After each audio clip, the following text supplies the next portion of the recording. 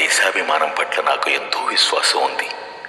మన దేశాభిమానాన్ని గురించిన భావాలు కూడా ఎన్నో ఉన్నాయి. మన దేశంలో ఘనకార్యాలు సాధించడానికి ముఖ్యంగా 3 విషయాలు అవసరం. అందులో మొట్టమొదటిది హృదయపూర్వకమైన సానుభూతి.